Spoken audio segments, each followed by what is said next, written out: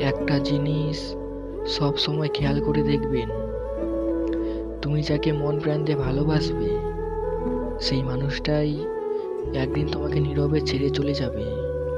তাকে তুমি শত আটকানোর চেষ্টা করলেও আটকাতে পারবে না, আর তাকে আটকেও কোনো লাভ হবে না, কারণ সে আর তোমার ভালোবাসায় আসক্ত নেই।